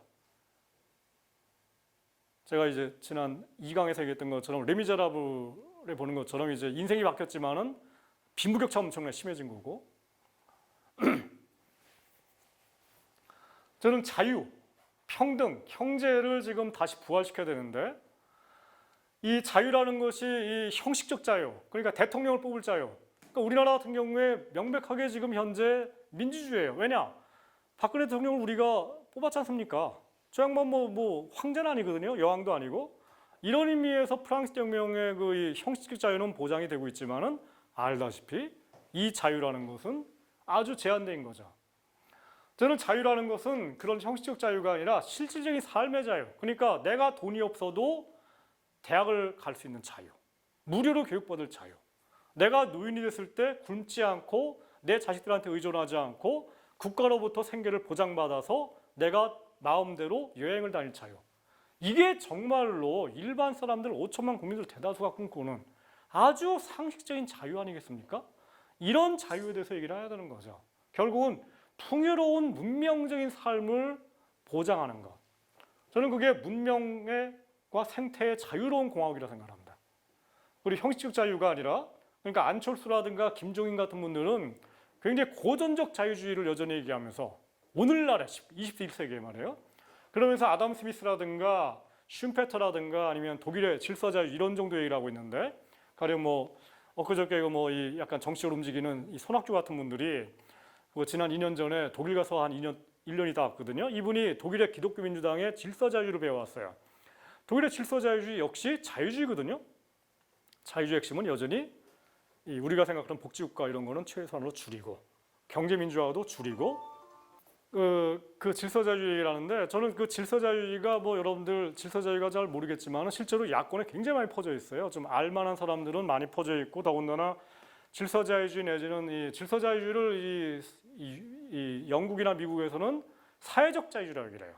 그걸 우리나라에서 진보적 자유로 번역을 하고 있고 이거를 가장 많이 공부한 분이 가령 최장직 교수, 그다음에 장하성 교수 같은 분들, 그러니까 시민단체에서 일하시는 분들, 그다음에 가령 경실련, 참여연대 이쪽에서 활동하시는 분들은 교수분들이나 지식인들은 질서자유주의 내지는 사회적 자유주의가 뭔지 잘 아세요. 또 이런 분들. 그다음에 저는 이 평등이라는 거는 형식적인 평등이 아니라 실질적인 평등. 그러니까 이제 나도 원한다면은 변호사가 될 수 있고 의사가 될 수 있는 교육받을 수 있는 그 기회 평등. 그리고 가령 오늘날 CEO들이 우리나라 지금 엄청나게 많은 연봉을 받고 있지 않습니까? 이런 것들을 줄여가지고 일반 종업원들과 그다음에 사장 간의 이 임금 격차를 지금 굉장히 벌어지고 있는데 이거를 가령 20년 전만 하더라도 이렇게 벌어지지 않았거든요. 이 정도 내지는 더 격차를 줄이는 거. 이런 게 바로 평등이죠.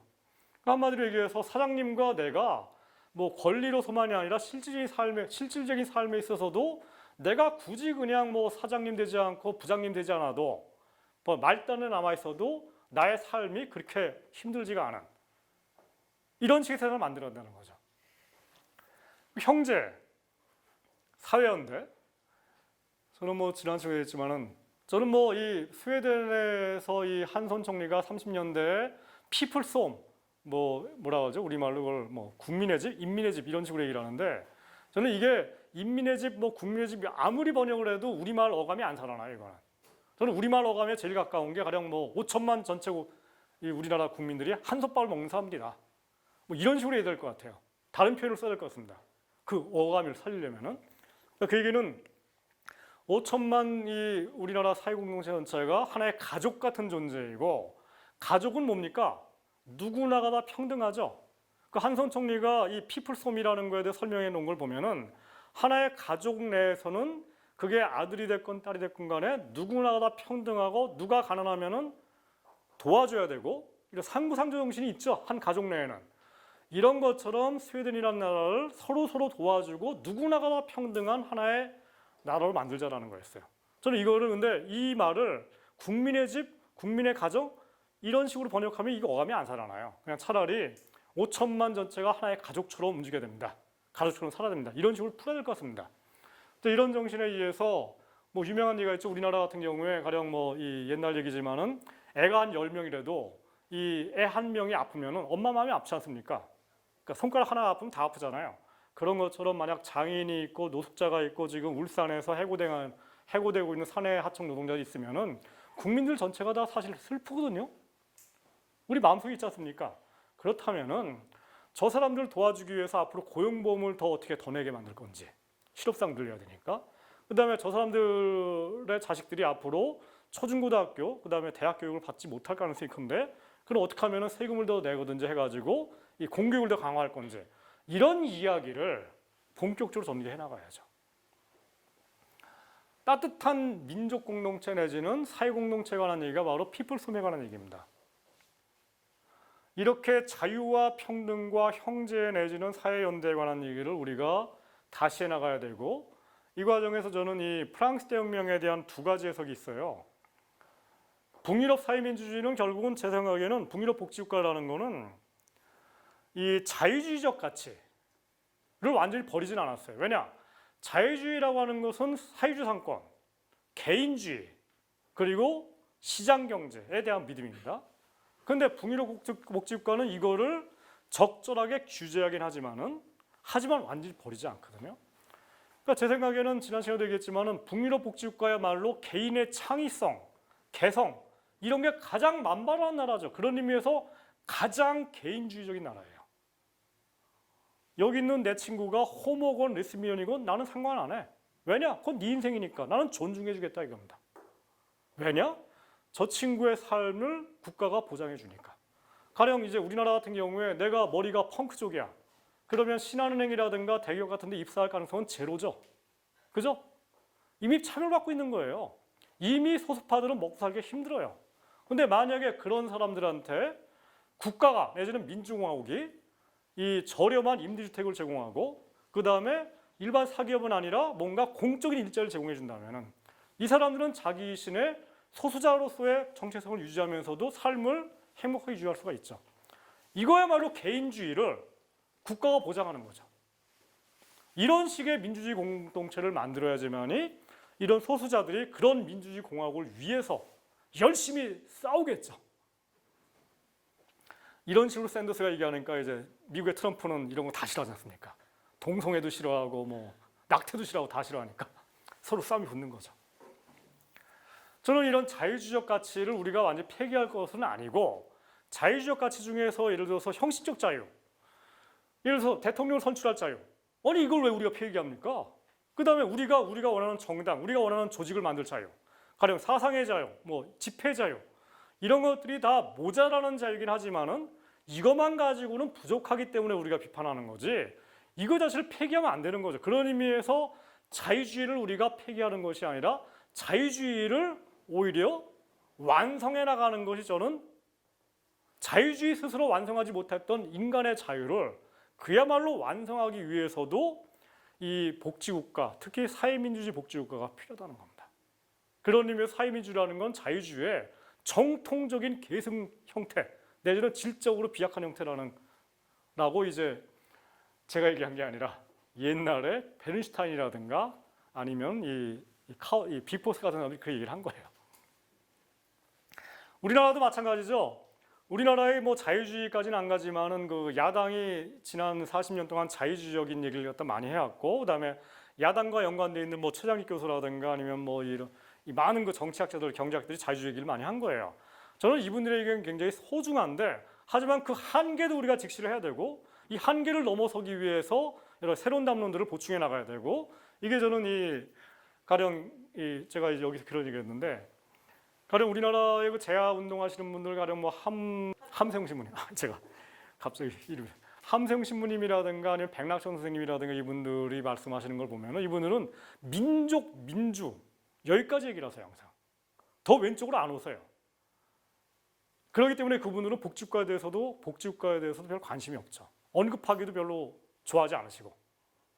근데 저는 그렇다고 해가지고 그분들을 우리가 뭐 적으로 만들거나 아니면 버리거나 이러는 것이 아니라 그분들과 함께 하면서 그분들이 이 70년대, 80년대 정말 피 어린 투쟁을 통해서 쌓아 올린 민족, 민주의 전통을 이어받으면서, 하지만 그게 갖고 있는 한계, 뭔가 사람들의 실질적인 삶을 개선하는 거에 이 부족한 한계, 이런 것들을 우리가 보충해 나가야 되고, 사실 이런 전통들을 새롭게 만드는 게 사실 과거 10년 전에 민노당의 전통이 이런 거죠. 그래 지금 오늘날 정의당이라든가 이런 쪽에서 이런 전통을 만드는 건데, 저는 양자가 서로 대립하는 것이 아니기 때문에 양자가 적절하게 좋은 정통들, 좋은 가치들을 결합시켜야 되고, 이런 과정에서 이 자유와 평등과 형제를 포지티브하게 긍정적으로 해석해가지고 정말 우리나라의 그 진보 세력 전체가 하나로 연결해 나가는 그런 것들을 만들어나가는 게 앞으로 필요한 과제가 아닌가 생각을 하고, 이게 구체적으로 보게 되면 저는 내년에 대통령 선거에서 정의당이 가령 더민주당이라든가 이런 쪽과 연대하지 않으면 사실은 대통령 선거에서 이길 수가 없거든요. 이 양자가 연대를 할 때 저는 이런 기본 가치들, 자유와 평등과 형제 내지는 사회연대라는 걸 가지고서 이 야당들이 뭐 어디까지 올지 모르겠지만 저는 안철수 쪽은 안 올 것 같은데 약간 보수 쪽으로 움직이니까, 하여튼 이 야당 중에서 자유와 평등과 형제 내지는 사회적 연대라는 기치와 우리 정신에 합의하는 사람들이 공동의 이 정치적 연대를 이뤄가지고 공동 집권하는 것도 저는 일정한 게 아니라 우리가 30년대처럼 뭔가 대전환의 시기를 우리가 만들어나가는 큰 정치적 동력이 되지 않을까라는 생각을 해보는 겁니다. 좋은 삶이라는 거는 결국 멋지게 인생을 사는 거죠. 누구나가다. 있는 사람들 그다음에 대한민국 10%만 그러는 게 아니라 우리나라 살고 있는 이 가장 없는 사람들, 그다음 일반적으로 평범한 서민들도 누구나가다 나도 한번 멋지게 살고 싶다라는 거예요. 저는 이 장밋빛 인생이라는 노래가 있죠. 프랑스 노래 있지 않습니까? 라라라라라라라라라는 노래 있지 않습니까? 모르세요? 그 노래가 이제 프랑스의 45년 이후에 만들어진 노래라고 그래요. 그리고 이제 그 여자가 불렀거든요. 그 여자가 그 당시에 이브 몽땅인가라고 있죠. 프랑스의 이제 잘생긴 영화배우 가수, 프랑스 공산당 당원이었어요, 이 사람. 그러니까 이게 이제 45년도 이후에 해방된 프랑스, 나치로부터 해방된, 거기서 이제 뭔가 새로운 세상을 꿈꾸는 사람들. 그게 실제로 프랑스가 45년도 이후에 우리가 알고 있는 프랑스가 오늘날의 프랑스는 스웨덴 정도의 복지국가거든요. 이게 잘 많이 알려져 있는데 프랑스가 실제로는 스웨덴 정도의 복지국가예요. 그런 프랑스를 만든 그 기초가 이제 45년 뒤에 만들어지는데, 저는 그런 장밋빛 인생, 이 노래가 우리나라 전역에 울려 퍼지는 이런 이 세상을 꿈꿉니다. 물론 반드시 그 노래가 아니라 뭔가 우리나라판 오늘날 20대에 맞는 그런 노래를 새로 만들어야 되겠죠. 경제학자 케인즈가 1920년대 말 대공황이 터지기 전에 좋은 삶이 무엇인가에 대한 강연을 해요. 그리고 케인즈의 제자인 스키델스키라는 사람이 있거든요. 작년에 한국에 왔었는데 이 사람도 이제 좋은 삶이 무엇인가에 대한 얘기를 합니다. 그러니까 이 사람은 결국 케인즈라는 사람은 이 자본주의 체제를 유지하면서도 어떻게 하면은 좋은 삶을 살 것인지, 케인즈도 얘기를 하는데 여기서 가장 중요한 게 일하는 시간을 줄여야 된다는 거예요. 일주일에 3일만 일하는 세상이 바람직하고 더군다나 그게 가능하다고 얘기를 합니다. 1920년대 말에. 그러면서 1920년대 말에 영국 사람들이 1인당 국민소득이 $5,000였거든요. 근데 앞으로 한 2, 30년만 지나면은 그게 영국에서 가능하다고 얘기를 하는데 오늘날 영국 사람들의 1인당 국민 소득이 5만 달러예요. 10배가 커졌어요. 근데도 케인즈가 말한 꿈이 이루어지지 않았다는 거예요. 그거 왜 그랬을까? 딴 게 아니라 아까 얘기처럼 마가렛 대처가 등장하고 있지 않습니까? 만약에 마가렛 대처가 등장하지 않고 영국 노동당이라든가 아니면 미국의 샌더스 같은 사람들이 지금까지 만약 50년, 100년 집권했다면은 노동시간이, 근무시간이 일주일에 3일로 줄었겠죠. 케인즈 얘기는 뭐냐면은 일주일에 3일만 근무해도 국민소득이 충분하게 달성된다는 겁니다. 딴 게 아니라 사람들이 일을 적게 하잖아요. 그러면은 적게 하는 만큼 뭔가 생산성이 높은 기계를 도입하면 되겠죠. 뭡니까? 기술이 있죠 지금. AI, 알파고, 인공지능 같은 굉장히 우수한 기계가 이미 만들어지고 있어요. 근데 왜 도입이 안 되냐? 인간 노동력이 더 싸니까. 헐값이니까. 기계보다. 그러니까 도입이 안 되는 거예요. 만약에 노동시간을 일주일에 3일만 일하는 식으로 줄여버리고 그러면서도 국민소득을 5만 달러 5만 달러면 한 사람당 한 3, 4천만 원 되거든요. 그럼 4인 가족이면은 1억이 넘죠. 4인 가족 기준으로 1억이 넘는 연봉을 버는 건데 3일 일하고 1억 연봉 벌어. 그다음에 아주 그냥 굳은 일들은 전부 다 알파고 같은 애들한테 시키고 우리는 굉장히 고도의 그냥 뭔가 예술적인 작업이라든가 디자인이라든가 아니면 알파고를 설계하는 이 기술적인 것들만 해. 이게 케인즈가 꿈꿨던 거거든요. 근데 사실은 거의 똑같은 꿈을 꿨던 사람이 있습니다. 그 전에 칼 막스예요. 그게. 칼 막스 비슷한 생각을 했던 거예요. 여태까지는 제가 유럽 얘기를 했는데 아시아, 우리 얘기를 할게요. 좋은 삶에 대해서 얘기하는 그 사람이 있어요. 다름 아니라 공자님이에요. 공자님이 그 이 전국시대 사람인데 기원전 한 300, 400년 전 사람인데 그분이 쓴 책 중에 예의에 대한 얘기가 있어요. 제가 아까 그래서 예의에 대한 얘기를 했죠. 예의를 지키려면 물질적으로 풍요로워야 됩니다. 여러분들 결혼해가지고 서로 상대방 그러니까 가장 예의를 지켜야 되는 분이 사돈집이죠. 사돈집을 우리가 초대해야 되는데 우리 집이 궁색해가지고 방 한 칸도 없어. 그럼 예의 지키기가 쉽지가 않아요. 그죠? 예의를 지키려면 내 집이 있어야 되고 내가 뭔가 예의를 지킬 정도의 최소한의 물질적인 뭔가가 있어야 되는 겁니다.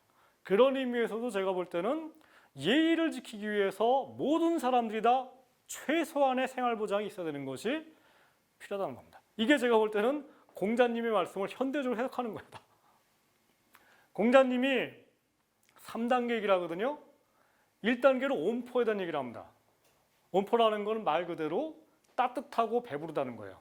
온, 따뜻하다, 포, 배부르다. 등 따시고 배부른 게 최고란 얘기예요. 그죠? 의식주가 걱정이 없어진다는 거죠. 내가 살 집이 있어야 되고 내가 먹을 음식이 있고 그 다음에 우물 파갖고 마실 물이 있고 그러면 황제가 바뀌고 정권이 교체되고 난 관계없다는 겁니다. 사실은 대부분의 사람들은 여기 있어요. 이게 인간의 기본적인 욕구예요. 저도 마찬가지 욕구 옛날에 학생운동하기 전에 독재고 박정희가 독재 아이고 나 몰라도 돼. 나 그냥 어떻게 해갖고 물리학자 되면 되는 거지 독재가 무슨 상관이에요. 이게 대부분 사람들이고 저는 이거를 잘못됐다고 얘기할 필요가 없다라는 건데 근데 우리나라의 진보 내지 민주 세력이 이런 사람들 비판한 적이 있습니다. 깨시민이라는 이름으로 뭔가 저열한 밥밖에 모르는 사람들 비난한 적이 있어요. 정말 잘못된 비난이었죠.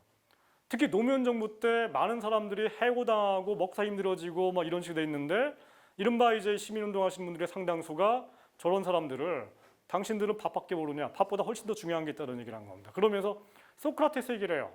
배고픈 소크라테스가 배부른 돼지보다 낫다. 근데 제가 노골적으로 얘기하자면 과연 소크라테스가 배가 고팠을까요? 소크라테스는 그리스의 시민 계급이에요. 노예를 부려먹던 그냥 잠시 배가 고팠던 거지. 도 닦느라고. 먹을 게 없어서 배가 고팠던 사람이 아니에요. 제 생각에는 배가 부르면서도 소크라테스처럼 살아가는 게 우리가 지향해야 될 바람직한 삶이지 배를 쫄쫄 굶어가면서 뭔가 도를 닦고 뭔가 도를 행하겠다라고 하는 그런 거는 제가 볼 때 맞지 않는 것 같습니다. 그 다음에 공자님이 얘기하는 그 두 번째 단계가 소강 단계예요. 소강이라는 건 말 그대로 자극, 함께 건강한 단계. 이게 물질적으로 풍요로운 거죠. 그러니까 다른 게 아니라 등 따시고 배부르면 그 다음에 생각나는 게 뭡니까? 그 다음에 사람들이 등 따시고 배부르면 잠 한숨 자고 나서 그 다음에 심심하니까 어디 가서 뭐 시도 하나 읊고 싶고 산에도 가고 싶고 그 다음에 뭐 데이트도 하고 싶고 이런 거 아닙니까? 그 다음 단계 욕구가 생기는 거예요. 이거를 소광이라고 그랬어요. 그래서 문화와 문명에 대한 얘기를 한 거예요. 문화라는 건 뭔가 이제 글을 읽고 공부를 하고 정말로 뼈저리게 가난한 사람들은 공부할 여유도 없어요. 돈도 없고. 문화적으로 좀 이 여유가 있는 거죠. 세 번째 단계가 이제 공자님 말씀인데 얘기 나온 건데 대동사입니다. 만인이 자유롭고 평등한 세상. 이 대동사상이라는 건 공자님 거기 표현해 보면은 이 집에 대문을 다 열어놓고 그리고 이 가족 내에서도 화목이 이루어지고 도둑질도 없고 강도도 없고 이런 세상이에요. 우리가 꿈꾸는 세상이죠. 이걸 대동세상이라고 그랬어요. 이거를 이제 나중에 조선시대 그 사학자들이 이어받아가지고 대동사회라는 걸 항상 꿈꿨던 겁니다. 그래서 제가 첫 번째 강의에서 유럽에서 들어온 이 좌파 사상, 사회주의 사상 같은 것들이 정말 잘못된 번역이다. 원래 사회주의라는 것은 우리나라에 있지도 않은 용어고 사회라는 말도 있지도 않은 용어인데 차라리 대동주의라든가 이런 식으로 했다면은 이 공자님 말씀과 잘 연결돼가지고 얘기하기 쉬웠을 텐데 엉뚱한 번역을 하는 바람에 지금도 그냥 한국에서 사회 자만 들어가도 그냥 격려를 일으키는 이상한 일이 생겼다는 거고요. 오늘날의 한국은 온포도 결여되어 있고 소광도 결여되어 있죠. 3포 세대. 딴 게 아니라 지금 청년들, 20대 청년들. 새끼 밥 먹는 것도 쉽지가 않아요. 아시는 것처럼 지금 대학생들 중에 상당수가 하루 2끼밖에 못 먹어요. 알바하다가 돈도 없고. 그 다음에 실제로 제가 봤는데 그런 친구들은 점심을 김밥 하나로 끼우는 친구들이 굉장히 많습니다. 지금 아시죠? 그 다음에 아침 같은 경우에도 이 제대로 해먹을 돈이 없으니까 동네에 있는 그 편의점 가서 그 하나 사가지고 그냥 2,000원짜리 떼놓은 친구들. 한마디로 온포도 지금 달성되지 않은 친구들이 굉장히 많아요. 노인들도 마찬가지죠. 노인들 중에 절반이 지금 이 빈곤층인데 빈곤층이라는 얘기는 자칫 끼니를 새끼다 못 때운다는 얘기거든요. 온포 단계가 절실해요 지금. 두 번째, 소광. 이 단계가 아니라 이른바 중산층. 그러니까 한 뭐 연봉이 한 4천만 원에서 7천만 원 정도 되는 사람들. 이런 사람들, 국민 중에 이런 사람들 한 반 정도 되거든요. 이분들도 쉽지가 않아 사는 게. 이분들은 이 의식주는 해결되어 있는데 근데 애들을 공부시키는 게 너무너무 힘들어. 그리고 집 마련하는 게 너무너무 힘들어. 사교육 때문에 지쳐가. 그 다음에 뭐 여러 가지 문제가 있어. 그 다음에 애들 데리고서 뭐 주말에 뭐 차 태워가지고 어디 뭐 좋은 데 놀러 가면은 그냥 인간으로 그냥 버글버려. 모든 게 다 돈덩어리야. 이게 우리가 직면한 거 아닙니까? 이게 다른 게 아니라 소광도 지금 모자라고 있는 상태예요. 저는 그래서 이런 얘기를 하자면은 지금까지 우리나라에서 이야기되었던 복지국가라는 슬로건이 있거든요. 복지국가는 주로 온포에 관한 얘기를 하고 있는 거예요. 의식주, 주로 보건복지부 얘기입니다. 근데 저는 이거에 더해가지고 사실은 이제 제가 2007년도에 복지국가 소사이티를 만들 때 이런 얘기를 했었는데 다 지금 묻혀버렸는데 문명국가라는 얘기를 저희가 해야 되지 않겠나 생각합니다. 왜냐하면은 복지국가라는 얘기를 할 경우에 이 복지국가라는 얘기를 중산층들 있죠. 도시에 살고 있는 가령 연소득이 4천만 원에서 7천만 원 되는 사람들. 이 사람들이 실제로 아까 얘기한 것처럼 한국의 시민운동 내지는 이런 데 강의 오는 사람들 대부분이 여기에 속해 있습니다. 이 사람들은 여기 마찬가지인데 등 따시고 배부른 정도는 아니지만은 적어도 여기에 올 정도의 이 소득은 있는 사람들이 대부분이고 이런 분들이 대부분 다 사회적 경제 같은 데 강의 오시는 분들, 협동조합 운동하시는 분들 이런 분들이에요. 제가 이제 그런 분들 아까 비판했지만은 하지만 그분들과 함께 우리가 새로운 세상을 만들어 나가야 되고 근데 그분들은 먹고 사는 것까지는 걱정하지 않아도 된다는 거예요. 새끼는 먹고 있어요. 근데 이분들은 직면하는 게 뭔가 생태가 지금 너무나 엉망이고 공기가 오염되고 애들을 교육시키려니 대학 입시제도가 개판이고 엉망진창이고 그리고 우리 아이들을 뭔가 선진국적인 아이들처럼 좋은 교육을 시키고 싶은데 그런 공교육 시스템이 엉망이고 이런 점이죠. 그런 점에서 근데 이런 점들은 보건복지부 문제가 아니라 문화체육관광부 영역이고 그리고 과학부, 교육부 이쪽 영역이에요.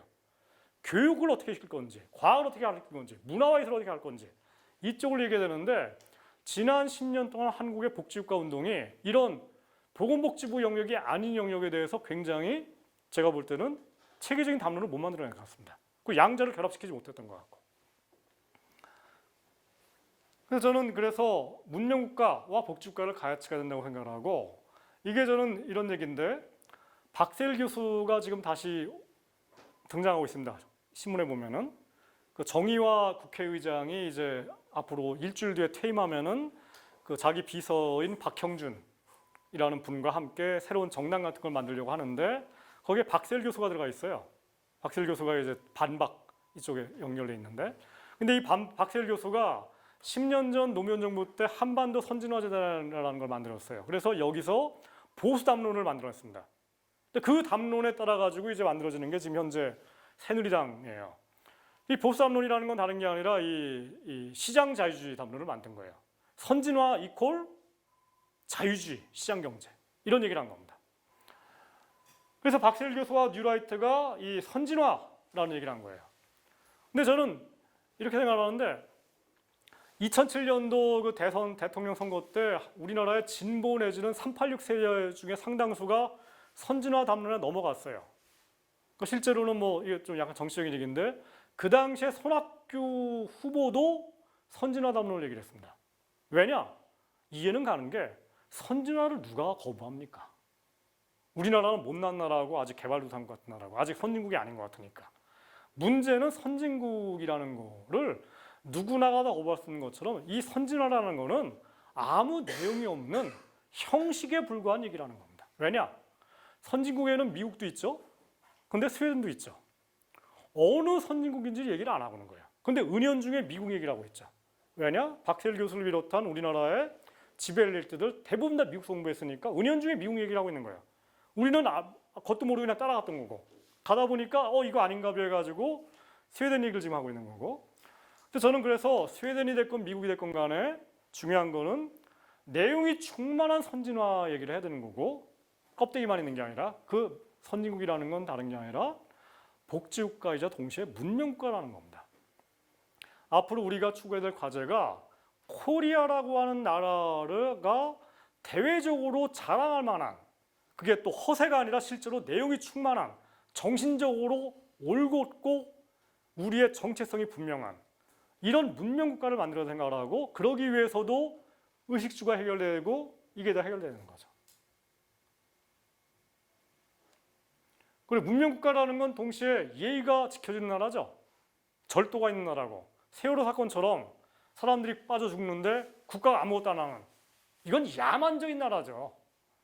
그래서 저는 이런 생각을 하는데, 우리나라 보수 엘리트, 박근혜 정부, 새누리당, 여기는 저는 문명화를 추동할 능력이 없고 의지도 없던 세예요. 야만적인 인간들이에요. 저기 있는 사람 죽는데 방치하고, 더군다나 미안해할 줄도 모르고 부끄러워할 줄도 모르는, 공자님 말씀으로 치면은 예의의 기본은 부끄러움이거든요. 부끄러움이 없는 인간들이에요.